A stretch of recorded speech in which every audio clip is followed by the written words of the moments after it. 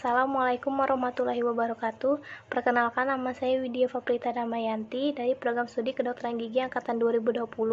Di sini saya ingin mempresentasikan mengenai kutipan dan daftar pustaka dari mata kuliah Bahasa Indonesia. Di sini saya akan membahas tentang kutipan terlebih dahulu. Menurut Kamus Besar Bahasa Indonesia atau KBBI, kutipan adalah pengambil alihan satu kalimat atau lebih dari karya tulis lain untuk tujuan ilustrasi atau memperkokoh argumen dalam tulisan sendiri. Fungsinya sendiri ini dapat menghindar pengutip dari kegiatan plagiarisme, membantu pembaca yang ingin memahami lebih lanjut tentang ide pengutip. Sumber pengutipan yang digunakan dapat memberikan nilai terhadap karya ilmiah yang sedang atau telah dibuat. Pengutipan yang tepat akan mengamankan penulis pada ide orang lain yang salah dan menguatkan tulisan pengutip melalui kutipan yang dibuat dalam karya ilmiah. Berdasarkan pembagiannya, kutipan ini dibagi menjadi dua, yaitu satu kutipan tidak langsung dan dua kutipan langsung. Yang pertama, kutipan langsung. Artinya kita mengutip dari suatu karya orang lain tanpa mengubah makna ataupun kata-kata, atau bisa dibilangnya sama persis. Jika terdapat kesalahan penulisan di sumber asli, pengutip harus menyantumkan sik setelah bagian yang salah. Kutipan langsung ini dibagi lagi menjadi dua, yaitu kutipan langsung pendek dan kutipan langsung panjang. Pertama, kutipan langsung pendek atau kurang dari 4 baris, ciri-cirinya terkendali langsung di dalam teks, diapit oleh tanda petik, jarak antar baris sama dengan teks, dan di akhir kalimat beri pengarang, koma, tahun, titik 2 halaman. Dan yang kedua itu kutipan langsung panjang atau lebih dari 4 baris. Kalimat kutipan dipisah dari teks dan menjorok ke dalam. Kiri kanan rata 5 ketuk kiri dan 5 ketuk kanan, dapat diapit tanda kutip tapi boleh juga tidak. Jarak antar baris diberi 1 spasi dan dicantumkan sumbernya pada akhir kalimat. Yang kedua, kutipan tidak langsung. Ciri-cirinya: 1. Adanya perbedaan yang jelas dari sumber yang dikutip. 2. Mengutip tanpa mengubah makna asli, hanya gaya bahasa saja yang diubah. 3. Tidak memakai tanda petik di kutipan. 4. Mencantumkan sumber asli di akhir kalimat. Di sini saya akan melampirkan beberapa contoh kutipan dari masing-masing bagian. Yang pertama, kutipan langsung pendek. Di sana terlihat kalimat, hubungan antara organisasi dan manusia yang membuatnya sangat dekat sesuai dengan pemahaman organisasi. Organisasi adalah respon dan alat untuk menciptakan nilai untuk memenuhi kebutuhan manusia. Yang di dalam tanda kutip itu adalah kutipan dari Wirawan tahun 2007 yang dimana dikutip langsung oleh sang pembuat tulisan, karena di sana terlihat ada tanda kutipnya.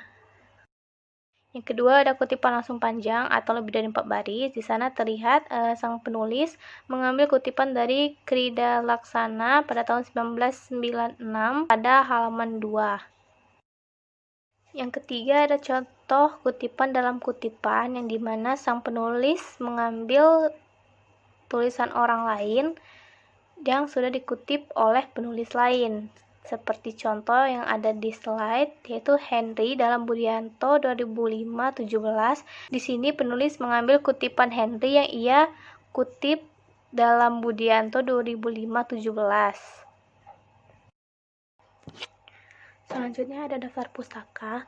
Daftar pustaka ini adalah sekumpulan tataran tulisan yang pada umumnya berada di akhir sebuah karya tulis ilmiah, seperti makalah, jurnal, skripsi, dan lain-lain, yang terdiri dari nama penulis, judul tulisan, penerbit, identitas penerbit, dan tahun terbit. Daftar pustaka ini digunakan sebagai sumber informasi dengan tujuan membuktikan suatu tulisan bukan plagiat. Daftar pustaka ini memiliki ciri-ciri. Yang pertama, terletak di akhir sebuah tulisan. Yang kedua, berisi informasi dari buku atau makalah atau jurnal, artikel, dan sejenis tulisan yang lain. Yang ketiga, baris pertama dimulai dari sebelah kiri dan baris kedua itu dimulai dengan 3 ketukan. Jarak antar baris 1,5 spasi, dan daftar pustaka ini diurutkan berdasar nama keluarga dari penulis sesuai dengan abjad. Dan yang terakhir, Jika ada satu penulis yang menulis 2 buku dan buku itu dipakai dalam satu tulisan, maka kedua-duanya harus ditulis dalam daftar pustaka walaupun itu satu penulis. Di sini ada beberapa cara penulisan daftar pustaka. Yang pertama, buku dengan satu orang pengarang. Cara penulisannya itu nama pengarang dibalik, titik, tahun terbit, titik, judul buku dimiringkan, titik, lalu tempat terbit, titik 2, penerbit. Dan yang kedua, buku dengan 2 orang pengarang. Nama pengarang dibalik, namun nama yang kedua tidak, titik, tahun terbit, titik, judul buku dimiringkan, titik, tempat terbit, titik 2, penerbit. Yang ketiga, ada buku dengan 3 pengarang. Nama yang pertama itu dibalik dan kedua dan ketiganya tidak, titik, tahun terbit, titik, judul buku dimiringkan, titik, lalu tempat terbit, titik 2, dan penerbit. Yang keempat, buku dengan lebih dari 3 pengarang. Pada bagian ini, poin kedua dan seterusnya itu sama seperti yang sudah disebutkan tadi, namun yang berbeda adalah nama pengarang, hanya nama pengarang pertama yang ditulis, dan namanya dibalik, dan selebihnya itu hanya ditulis DKK saja. Contoh misalnya nama saya Widya Faprita dan ditulis itu Faprita, Widya DKK. Dan yang kelima itu artikel dalam buku yang memakai editor. Cara penulisannya, nama penulis, titik, tahun terbit, judul artikel dimiringkan jika hanya bahasa asing, nama editor, beri seperti ada di slide itu ada edit titik jika hanya satu editor, namun jika lebih diberi eds. Judul kumpulan buku dimiringkan dalam kurung, nomor halamannya, lalu tempat terbit, lalu penerbit. Lalu yang keenam itu artikel dalam surat kabar.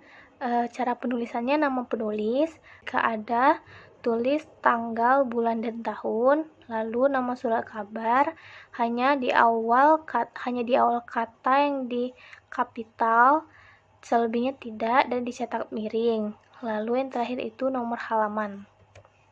Selanjutnya ada artikel dalam surat kabar tanpa pengarang. Yang pertama itu ditulis nama surat kabarnya, lalu tanggal, bulan, tahun, lalu judul ditulis kapital di awal kata saja, lalu nomor halamannya. 8. Ada makalah yang disajikan dalam seminar atau lokakarya. Cara penulisannya, nama penulis, lalu tahun, lalu judul makalah dicetak miring, lalu ditulis dengan pernyataan makalah disampaikan dalam seminar apa, lalu atau lokakarya apa gitu. Lalu nama pertemuan, lembaga penyelenggara, dan tanggal serta bulannya. Yang kesembilan ada artikel dalam jurnal ilmiah atau makalah ilmiah, yaitu nama penulis dibalik, lalu tahun, lalu judul artikel tidak dimiringkan, hanya huruf awal kata saja yang di kapital, lalu volume, nomor di dalam kurung, titik 2, lalu nomor halaman. Yang ke-10 itu ada skripsi, tesis, atau disertasi. Yang pertama itu nama penulis, lalu tahun, lalu judul dicetak miring, diikuti pernyataan tesis, skripsi, atau disertasi tidak diterbitkan, lalu nama kota perguruan tinggi, nama fakultas, dan nama perguruan tingginya. Yang ke-11, buku tanpa pengarang. Yang pertama itu ditulis nama lembaganya, tahun, judulnya dicetak miring, nama penerbit, dan nama lembaganya. 12. Sumber dari internet. Yang pertama tetap ditulis nama penulis, lalu tahun, lalu judulnya dicetak miring dan beri keterangan dalam kurung online, lalu sertakan di sana alamat webnya, lalu beri tanggal pengaksesan. Semuanya itu di dalam kurung. Yang ke-13 itu buku terjemahan.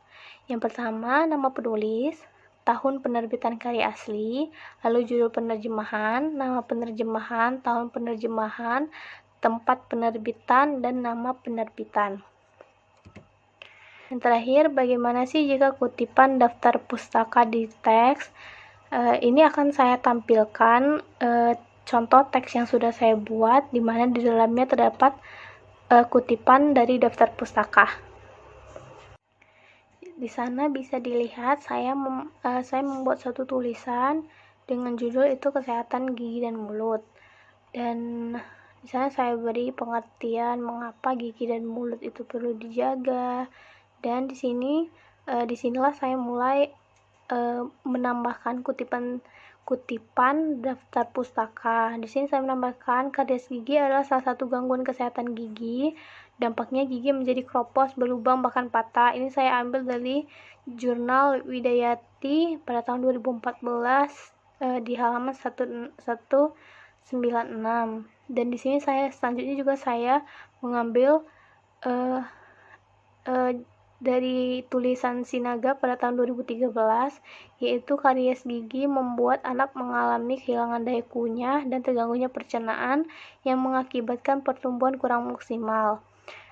Ini seperti yang sudah saya katakan tadi, ini adalah contoh kutipan langsung, karena saya mengambil langsung tanpa mengubah makna atau gaya bahasa dari sumber asli.